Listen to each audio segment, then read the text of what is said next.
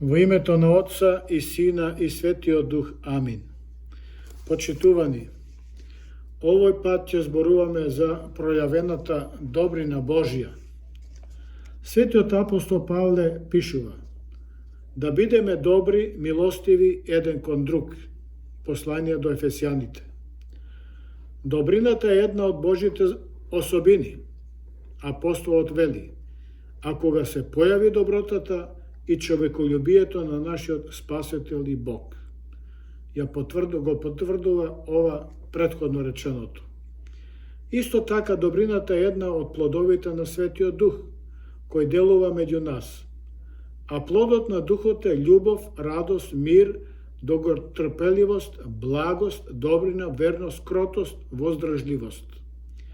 Христијанинот не треба да се оградува од овие доблести како доказ за неговото пловење кон Бога, а и како знак за исполнување на Светиот Дух.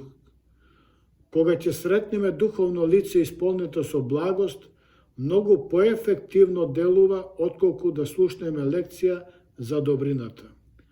Добрината Божја се појавуваше во неговото делување меѓу луѓето во Стариот Завет и се манифестира во различити пригоди и во Новиот Завет, како што се. Историјата на Ноевата арка, Мојсеева глава 6, 7 и 8, во Ноевиот ковчег брод ја гледаме добрината Божја. Бог го спаси праведниот Ное и неговото семејство, а истовремено им даде одлична шанса на луѓето да се покајат и да ги слушнат предупредувањата. Но бидејќи според црстината на нивните срца и неверието не се покаяле, затоа беа казнати со поплава. Дури и оние кои го градеа ковчегот не беа сочувани поради нивното неверување и непослушност кон гласот Божји. Добрината Божја се гледа и во тоа кога Бог му даде упатства на Ное околу градењето на ковчегот за сместување на неговата фамилија и животните. Господ задржа по еден пар од секој вид животни, птици и секој вид на земјата по неговиот вид. Бог го чуваше Ное во ковчегот и ги помагаше, и кога земјата се исуши, Бог им заповеда да излезат од ковчегот. И Бог рече во своето срце: нема повеќе да ја проколнувам земјата поради човекот, зашто помислите на срцето човечко се зли од младини, и нема повеќе да ги уништувам живите суштества како што направив. Господ постави знак на заветот помеѓу него и земјата, виножито кое се појавува кога ќе се појавува облак над земјата. На овој начин Бог ја сочува цивилизацијата. Господ ги изгоре Содом и Гомор, книга Излези, 18 глава, бидејќи гревот во тие градови беше претежок, но тој стрпливо и милостиво ги слушаше застапувањата на Аврам за нив. За време на потопувањето на Аврам со Бога, за време на патувањето на Аврам со Бога, откако тој јадеше со нив, Господ рече: ќе крием ли од Аврама што сакам да направам, зашто голем е повикот против Содом и Гомор, зашто гревовите нивни се претешки. И Аврам се приближи поблиску и рече: зарем ќе го уништиш праведникот со неправедникот? Може би во градот има 50 неправедници. Зарем ќе го погубиш и нема да му простиш на тоа место поради оние 50 праведници што се во него? Не може да биде тоа од тебе, зарем судијата на целата земја нема да суди право? Книга на Постанок, глава 18. И Господ рече: ако во градот најдам 50 неправедници, ќе го поштедам градот и целото место заради нив. И така бројот се намали на 10, но Аврам не најде ни 10 праведници во градот. Господ замина откако престана да зборува со Аврам, а Аврам се врати во своето место. Видете на оние 10 и Божјото трпение, допуштајќи го тој судијата на целата земја, Аврам да се застапува за нив. Бог не сака никој да загине, туку сите да дојдат до покаяние. Освен ова, добрината Божја се гледа и во тоа кога му испрати на Лот 2 ангела да го спасат него и неговото семејство и праведните. Наместо да побара да оди во планината, Лот побара да отиде во друг помал град во близина на Содом и Гомор, и Господ го исполни неговото барање. Лот рече: еве, слугата твој најде милост пред тебе, и милоста твоја е голема што ја направи кон мене, зашто ми го спаси животот. Но јас не можам да бегам во планината, бидејќи ќе ме стигне злото и ќе загинам. Книга Постанок, глава 19. И Господ кој може да направи се, му рече: бегај побрзо таму, бидејќи не можам да направам ништо додека не стигнеш таму. Заради ова, оној град се нарече Сигор. Книга Постанок 19. Добрината Божја беше манифестирана и кон слугата Аврам, кога Аврам му нареди на својот најстар слуга да оди во својата земја и во неговото семејство и да земе жена за својот син Исак. Аврам му рече на слугата: Господ Бог ќе го испрати својот ангел пред тебе и ти ќе земеш жена за мојот син Исак оттаму. Кога слугата достигна Месопотамија, градот Нахоров, тој се помоли на Господа величи: Господи Боже на господарот мој Аврам, испрати ми ја денес во пресрет на она која ја барам и направи му милост на господарот мој Аврам.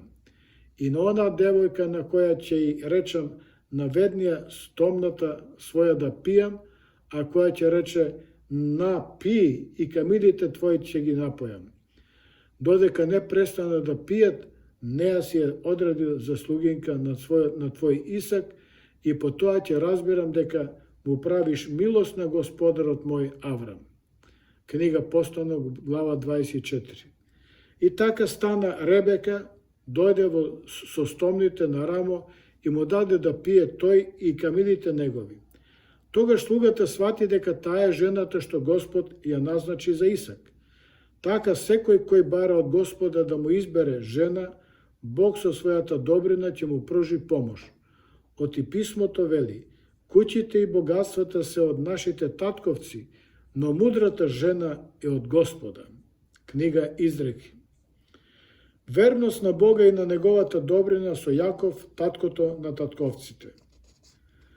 Иако Јаков го измами својот татко со цел да добие благослов, наместо да му даде на братот Исав, сепак Бог му се јави на сон додека брат му избегал во пустините. Јаков виде скала, беше формирана на земјата и чиј врв стигаше до небото, и таму Божите ангели се искачуваат и слегуваат.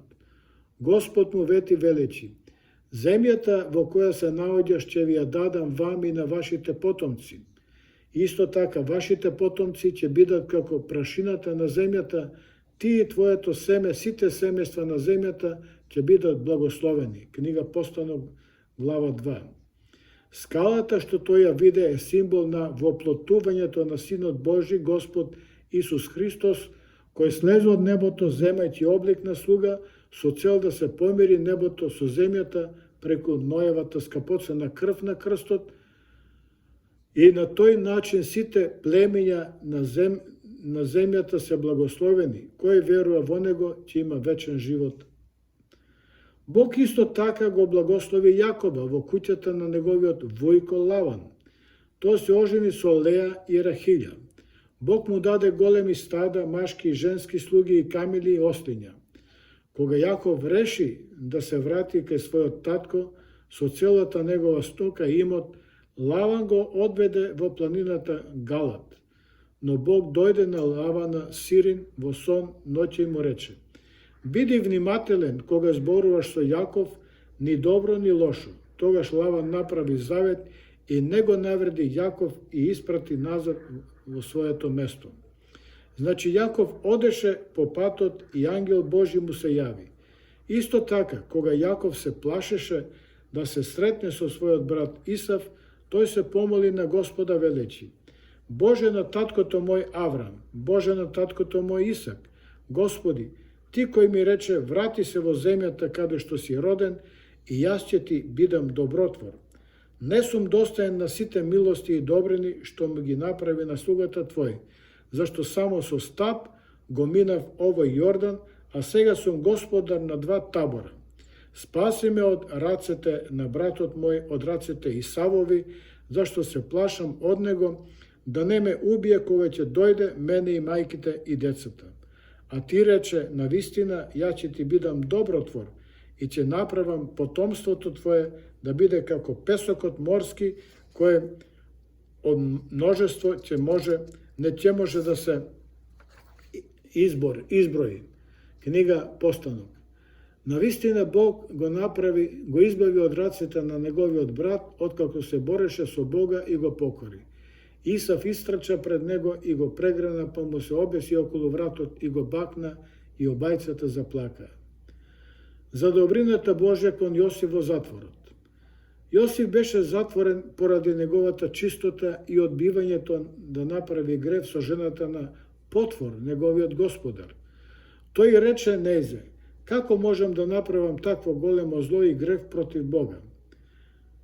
Затоа неговиот предпоставен го зеде и го стави во затвор. Светото писмо вели, и тој остана таму во затворот, но Господ беше со Јосиф и ја излеа милоста своја над него и направи да му омили на управникот во затворот. И началникот на затворот му ги довери на Јосиф сите затвореници во затворот и над се што таму се работеше, тој беше наредбодавец. И старшината на затворот не нагледуваше ништо што беше во Јосифовите раце, зашто Господ беше со него и се што работеше тој, Господ правеше да успева. Господ го зеде од затворот и го постави на тронот со цел да му даде власт над земјата египетска. Фараонот исто така му рече, без тебе никој не може да крене рака или нога во целата земја египетска. Така по планот Божи Јосиф требаше да дојде во Египет со цел да им обезбеди храна на неговите браќа во време на деновите на гладот. Јосиф се откри на неговите браќа и по смртта на неговиот татко Јаков, еден од неговите браќа му рече, те молам прости за злосторството од своите браќа и нивниот грев за тие што направија зло со тебе. Јосиф им рече, не плашете се, јас не сум на местото на Бог. Вие мисливте зло за мене, но Бог тоа го сврте за добро, за да се изврши она што денес се случува, за да се зачува животот на многу луѓе. Не плашете се, јас ќе ве прехранам, вас и вашите деца. Така ги утеши, зборувајќи им од се срце. Книга Постанок, глава 17. Така добрината Божја го претвори злото во добро на оние кои го љубат Бога и кои се повикани по неговата волја, вели свети апостол Павле во посланието до римјаните.